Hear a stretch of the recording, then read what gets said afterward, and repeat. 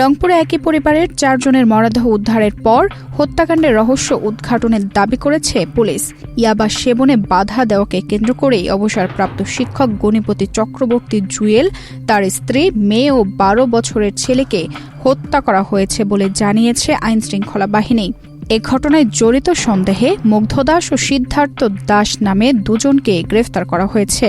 মুগ্ধ দাস এবং সিদ্ধার্থ পাশের বিল্ডিং এর উপর দিয়ে ওনাদের ছাদে আসে।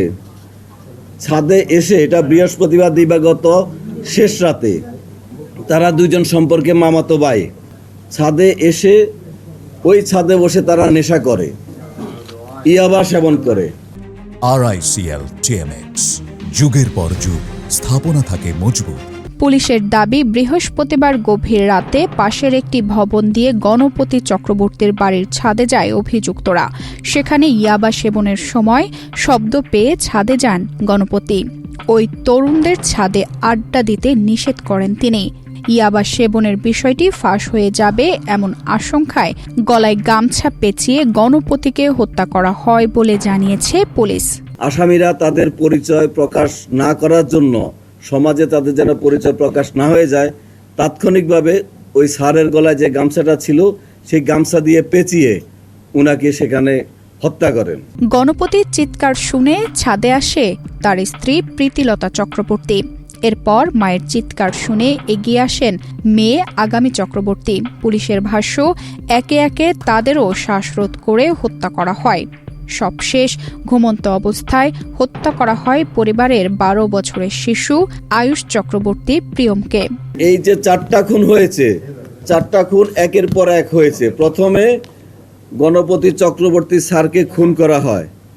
স্যারের শব্দ পেয়ে, স্যারের গঙ্গানি শব্দ পেয়ে স্যারের ওয়াইফ প্রীতিলতা চক্রবর্তী ম্যাডাম যখন যাচ্ছিলেন তখন উনাকে খুন করা হয়।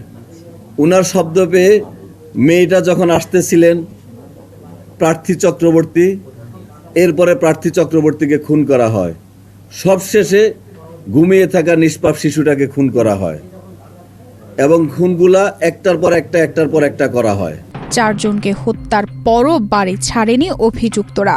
পুলিশের দাবি, তারা বাথরুমে গোসল করে এবং ঘরের ভেতরে বসেই ইয়াবা সেবন ও খেজুর খায়। পরে কিছু স্বর্ণালংকার নিয়ে পালিয়ে যায়। হত্যাকাণ্ডকে লুটের ঘটনা হিসেবে দেখাতেই ঘরের জিনিসপত্র ইচ্ছাকৃতভাবে এলোমেলো করা হয় বলে জানিয়েছে পুলিশ।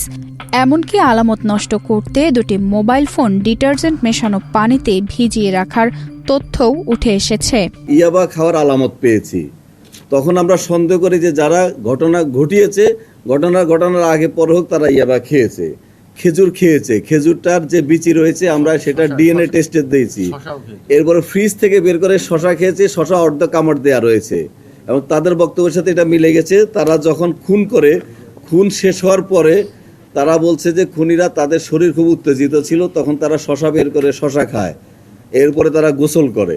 পুলিশ বলছে, গ্রেফতারদের দেওয়া তথ্যের ভিত্তিতে লুকিয়ে রাখা স্বর্ণালংকার সহ বিভিন্ন আলামত উদ্ধার করা হয়েছে। তবে এখানেই শেষ নয় তদন্ত। এই হত্যাকাণ্ডে আরও কেউ জড়িয়ে ছিল কিনা সেটিও খতিয়ে দেখা হচ্ছে। একটা চুড়ি পেয়েছি আমরা, একটা চুড়িকে আগুন দিয়ে টেস্ট করানো হয়েছে, এটা গোল্ড নাকি গোল্ড না। তার মানে যে গোল্ডের ব্যাপারে অভিজ্ঞ সেরকম লোক এখানে জড়িত থাকতে পারে। এইসব তথ্য উপাত্ত বিশ্লেষণ করে আমরা আমাদের কাজে অগ্রগতি হয়েছে এবং আমরা আসামি গ্রেপ্তার করতে সক্ষম হয়েছি। তানজিদা রহমান, ইনায়া, বাংলাদেশ প্রতিদিন।